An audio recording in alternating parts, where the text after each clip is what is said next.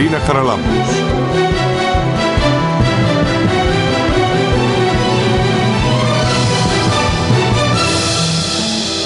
Κυρίες και κύριοι, καλησπέρα σας. Με νέα σοβαρά επεισόδια σε αθλητικούς χώρους σημαδεύτηκε σήμερα η επικαιρότητα. Ξέσπασαν στο Τσίριο μετά τον αγώνα Απόλλων ΑΠΟΕΛ, με αποτέλεσμα να σημειωθούν τραυματισμοί και συλλήψεις. Στην επικαιρότητα κυριαρχεί όμως η σκληρή αντιπαράθεση μεταξύ των αναπληρωτή διευθυντή των φυλακών και του βουλευτή Γιώργου Βαρνάβα με αφορμή το αίτημά του για διορισμό ποινικού ανακριτή. Καταγγελίες σοκ από τον αναπληρωτή διευθυντή των φυλακών και την κατάσταση που επικρατεί στο Σοφρονιστικό Ίδρυμα.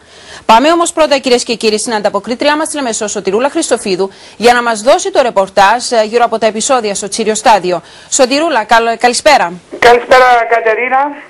Καλησπέρα, κυρίες και κύριοι. Να ξεκινήσουμε με τον απολογισμό του απογεύματος, Κατερίνα, στο Τσίριο Στάδιο.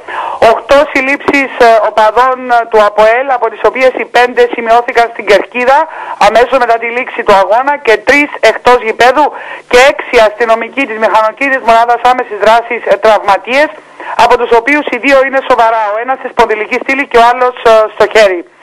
Να πάρουμε τα πράγματα από την αρχή με τις φωτιές που ξέσπασαν στις Κερκίδες λεπτά πριν από τη λήξη του αγώνα, τις φωτοβολίδες που ρίχθηκαν από τους οπαδούς του ΑΠΟΕΛ, αλλά και την βροχή από μπουκάλια και τενεκεδάκια, όχι άδεια, με το περιεχόμενό τους, που έπεσαν στον αγωνιστικό χώρο.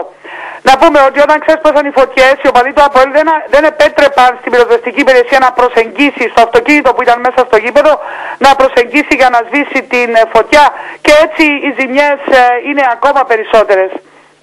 Να σας πω ότι μετά το τελευταίο σφύριγμα του διαιτητή και μόλις αποχώρησαν διαιτητές και ποδοσφαιριστές, μερίδα οπαδών, πρέπει να πω ότι οι συλλήψεις έγιναν, οι 5 συλλήψεις που ανέφερα, έγιναν όταν επέδραμαν οι αστυνομικοί της μηχανοκίνητης μονάδας στην Κερκίδα με τους οπαδούς του ΑΠΟΕΛ, και εκεί ήταν που έγιναν και οι τραυματισμοί των αστυνομικών.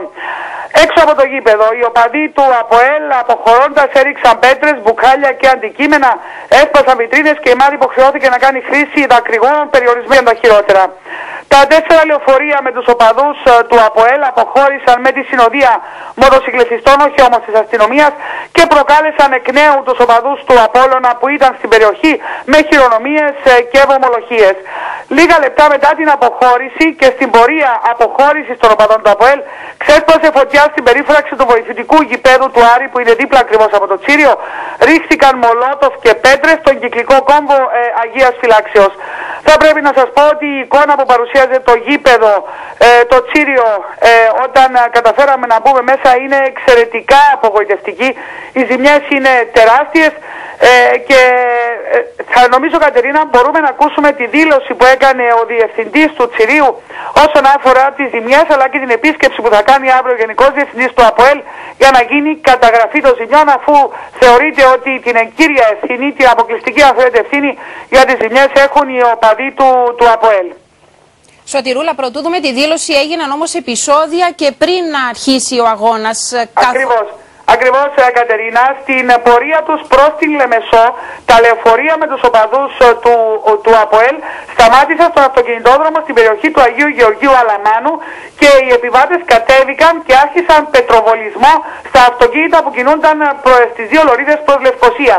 Στόχος φαίνεται να ήταν αυτοκίνητα ή και λεωφορεία που κατευθύνονταν προς τη Λευκοσία με οπαδούς της Ομόνοιας ή και της ΑΕΛ, που όπως είναι γνωστό έπαιζαν μεταξύ τους στη Λευκοσία, και τελικά την πλήρωσε το αυτοκίνητο πολίτη με σπασμένα μνημοθώρακα και αρκετές ζημιές στο καπό, ενώ όταν κατέβηκαν από τα λεωφορεία κοντά στο Τσίριο,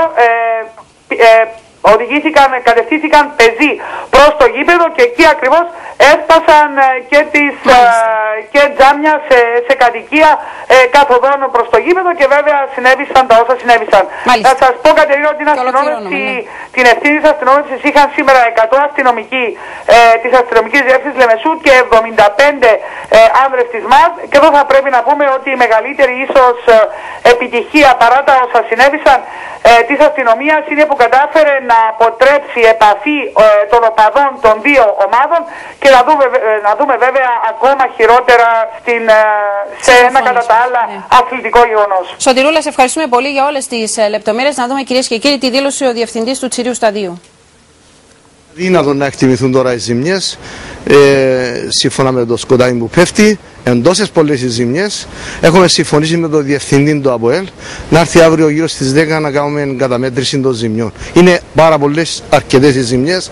Έχουν ξεκινήσει να δημιουργούν ζημιές πριν το δεύτερο ημιχρόνιο. Μου σπάσαν τις φουντάνες των αποχωρητηρίων πάνω στην κερκίδα, αναγκάστηκα να κλείσω την κεντρική παροχή του νερού. Την άνοιξα τώρα να κάνουν μπάνιο οι ποδοσφαιριστές, ξανακλείω τα νερά τώρα να ξεκινήσουν το πρωί επιδιόρθωση. Δυστυχώς διέριξαν το μεγάλο ψυγείο θάλαμον του Καττινιέρη, ο οποίος προμηθεύει τις κατίνες του από εκείνον το μεγάλο ψυγείο.